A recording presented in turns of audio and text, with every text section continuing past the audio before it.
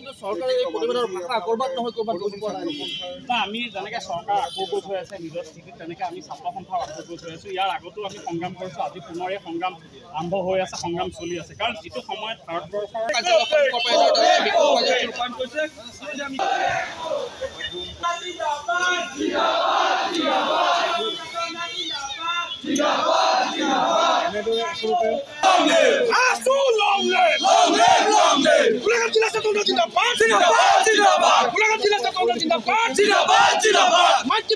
মাধ্যম বিৰোধী সিদ্ধান্ত বাতিল কৰো মাধ্যম বিৰোধী সিদ্ধান্ত বাতিল কৰো We want justice. We want justice. মাতৃভাষা মাধ্যম বিৰোধী সিদ্ধান্ত বাতিল করো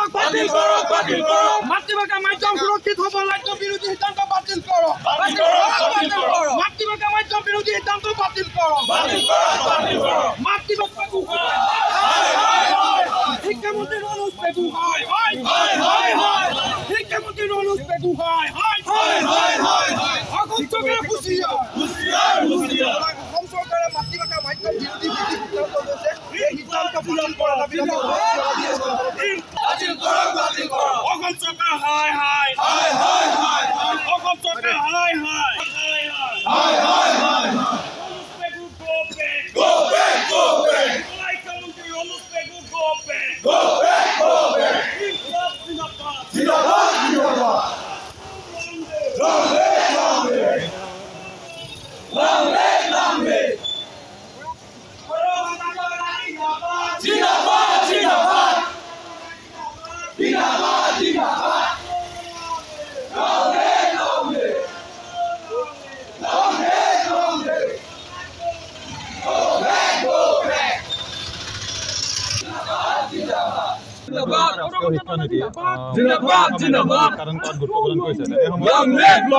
চৰকাৰখনে ষষ্ঠ শ্ৰেণীৰ পৰা বিজ্ঞান আৰু গণিত বিষয়টো ইংৰাজী মাধ্যমত পঢ়ুৱাই যি সিদ্ধান্ত গ্ৰহণ কৰি মাতৃভাষা মাধ্যমটোকে নিষেধ কৰি দিয়া যি পৰিকল্পনা হৈছে তাৰ বিৰুদ্ধে আমি আচলতে সদৌ অসম ছাত্ৰ সন্থাৰ আহ্বানত সদৌ গোলাঘাট জিলা ছাত্ৰ সন্থাই আজি বিক্ষোভ সমদল কাৰ্যসূচী ৰূপায়ণ কৰিছোঁ আৰু এই কাৰ্যসূচীৰ জৰিয়তে আচলতে এটা কথা স্পষ্টভাৱে সকিয়নি দিব বিচাৰিছোঁ চৰকাৰখনক যে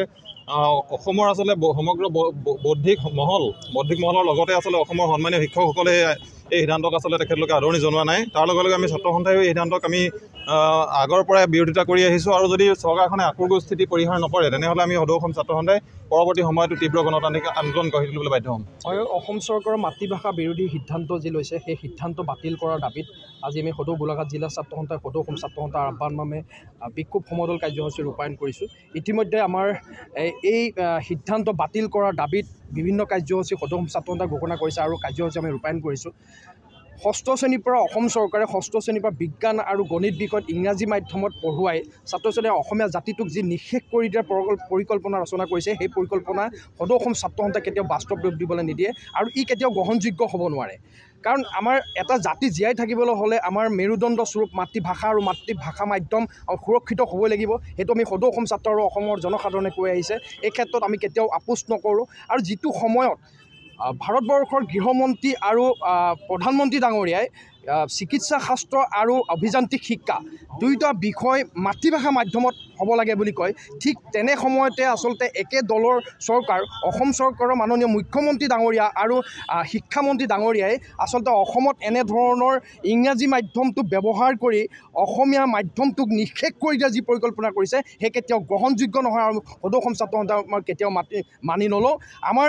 মাতৃভাষা মাধ্যম সুৰক্ষিত হ'ব লাগিব আৰু দ্বিতীয়তে আমাৰ ছাত্ৰ ছাত্ৰীসকলে যাতে ইংৰাজী ভাষাটো সলসলীয়াকৈ ক'ব পাৰে বা ভাল ধৰণে লিখিব পাৰে তাৰো কিন্তু ব্যৱস্থা চৰকাৰখনে কৰিব লাগিব। এই ক্ষেত্ৰত আমি কেতিয়াও আপোচ নকৰোঁ আৰু যেতিয়ালৈকে এনেধৰণৰ সিদ্ধান্ত হঠকাৰী সিদ্ধান্ত অসমীয়া জাতিটোক নিষেধ কৰি দিয়াৰ যি সিদ্ধান্ত এই সিদ্ধান্ত বাতিল নহ'ব তেতিয়ালৈকে কিন্তু সদৌ অসম ছাত্ৰ সন্থাৰ আমি এনেধৰণৰ সিদ্ধান্ত ওপৰাই দিবলৈ বদ্ধপৰিকৰ আৰু আমাৰ সদৌ অসম ছাত্ৰ আন্দোলন অব্যাহত